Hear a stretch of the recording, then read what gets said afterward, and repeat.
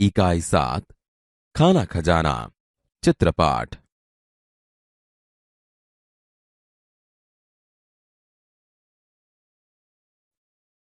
चूहा। विद्यार्थी मित्रों, कैसे हैं? मुझे पहचाना? अरे मैं तो चूहा हूं। यार आप तो गजब के लोग हैं। आप मुझसे डरते हो और मैं आपसे। लेकिन आपसे ज्यादा वक्त मैं रसोई घर में रहता हूं। आपको पढ़ना और खेलना पसंद है। मुझे तो खाना ही पसंद है। जानते हो, रसोई घर में रहते हुए मैं वहां की हर एक गतिविधियां जानता हूं। चलो बताता हूं।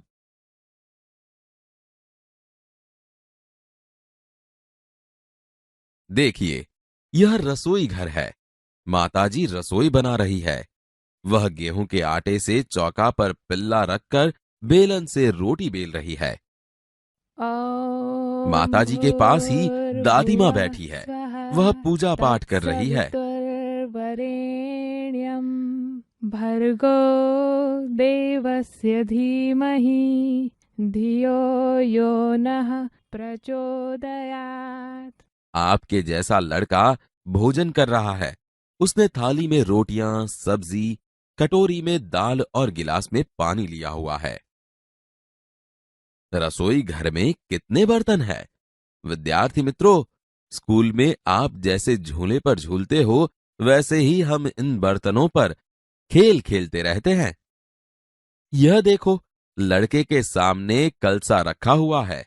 वह पानी से भरा हुआ है। इसके ऊपर ढक्कन रखा हुआ है। माताजी के पास गैस की अंगूठी है। इसके ऊपर कुकर रखा हुआ है। रसोई घर के कोने में गेहूं के आटे से भरा हुआ स्टील का डब्बा है। आटे को साफ करने के लिए डिब्बे में चलनी भी है। वो मैं हर रोज देखता हूं। चलनी से कभी कभी थोड़ा आटा नीचे गिरता है। वही मेरा भोजन है। सामने दीवार पर एक अलमारी रखी हुई है। आपके घर में भी अलमारी है ना? देखिए, अलमारी में छोटे छोटे जार रखे हैं। थालियां भी रखी हुई है। सबसे ऊपर स्टील के डिब्बे रखे हैं। एक मसालदान का डिब्बा है। एक रोटीदान का डिब्बा है। खिड़की के पास वाली दीवार पर देखिए, वहां दो स्टैंड लगे हुए हैं। वहां ऊपरी भाग में अचार के जार रखे हुए हैं। नीचे वाले हिस्से में टोकरी में सब्जियां रखी हुई है। कभी कभी हम लोग अकेले होते हैं तो वहां चढ़कर ताजी ताजी सब्जियों का लुत्फ उठाते हैं। नीचे वाले स्टैंड में करछी, कलछुल चिमटा, पौनी, संडसी लटक रहे हैं। विद्यार्थी मित्रों, रसोई घर तो आपका था, लेकिन मेरी तरह आप सभी बर्तनों को पहचानते थे? मैंने सभी बर्तनों का परिचय करवाया ना? अभी इस रसोई घर में ऐसे बर्तन नहीं हैं जो आपके घर में होंगे। आप उनकी यादी बना के रखिए, कल फिर मिलेंगे। कहानी। रामपुर का एक छोटा गांव था।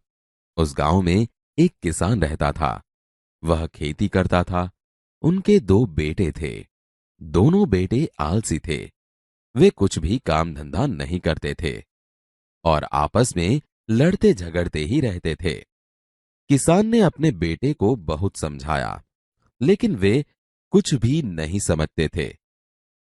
किसान की चिंता बढ़ती ही जाती थी।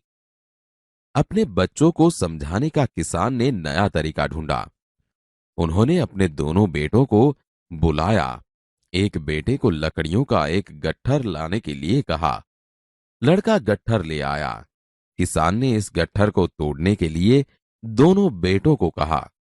दोनों बेटों ने रस्सी से बंधी हुई गट्ठर तोड़ने का प्रयत्न किया, लेकिन एक भी लड़का वह गट्ठर तोड़ नहीं सका। किसान ने बाद में लकड़ी की गट्ठर को छोड़ दिया और दोनों लड़कों को एक एक लकड़ी तोड़ने के लिए कहा। दोनों लड़के ने एक एक लकड़ी बारी बारी ली और तोड़ दी। किसान ने दोनों बेटों को सीख दी कि यदि आप साथ रहोगे तो आपको कोई तोड़ नहीं सकेगा, अलग नहीं कर सकेगा। यदि अकेले रहे तो कोई भी तोड़ जाएगा। मिलजुल कर रहोगे तो मजबूत बनोगे। और लड़ते रहोगे तो कमजोर बनोगे। उसी दिन से दोनों भाई मिलजुल कर रहने लगे।